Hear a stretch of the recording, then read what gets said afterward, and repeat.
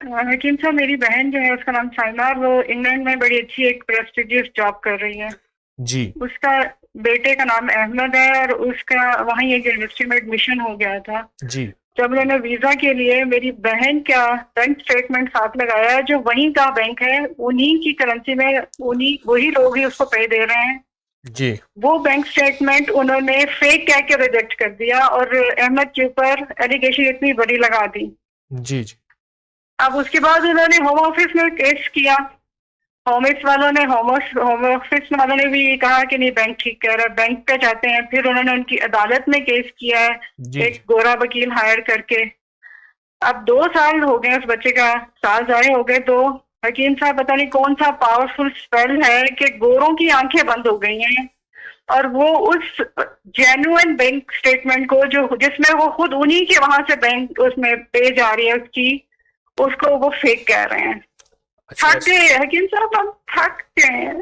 2 احمد رکعت کا نماز مسئلہ نفل پڑھیں، جس کے بعد 3 بار تھک سورۃ گئے ہیں. یاسین پڑھیں. دوسری دفعہ پھر عرض کر رہا ہوں 2 رکعت نماز نفل پڑھیں. میرے استخارے میں جو چیز آ رہی ہے میں آپ کو بتا رہا ہوں.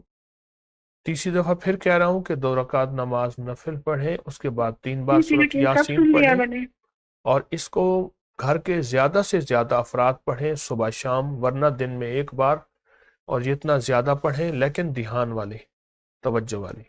اور اس بچے کے اس مسئلے کو حل کرانے کے لیے دن میں کسی وقت 200 دفعہ سورۃ اخلاص پڑھیں، قل هو اللہ پڑھیں، اور اس کا ثواب حضور کے گھرانے کو پہنچائیں. میرے استخارے میں جو چیز آ رہی ہے میں آپ کو بتا رہا ہوں، حضور کے گھرانے کو اس کا ثواب پہنچائے. حضور کے گھرانے میں حضور کی بیویاں، بیٹیاں، بیٹے، داماد، نواسے، نواسیاں، یہ حضور کا گھرانہ ہے، فیملی ہے، اہل البیت ہے، ان کو ہدیہ کرے. اور آخری چیز جو ہے، جی حکیم. بسم اللہ توکلت علی اللہ لا حول ولا قوت الا باللہ، اس کو بہت کثرت سے اور بہت کثرت سے پڑھیں، تو انشاءاللہ آپ کے تمام مسائل حل، مشکلیں دور، ناکامیاں ختم ہوں گی اللہ کے فضل سے. آپ اس کو بہت کثرت سے پڑھیں. انشاءاللہ کام. آپ یہ انشاءاللہ. کچھ عرصہ لیکن لگاتار تھکا پڑھیں. دیا حکیم صاحب اس مسئلے نے، ہمارے آپ پہ بچے کے اس مسئلے نے ہمیں تھکا دیا. اللہ کی رحمت سے مسئلہ حل ہوگا، اور غیب سے اللہ کی رحمت اور اللہ کا فضل ہوگا، انشاءاللہ انشاءاللہ. بہت کرم ہوگا.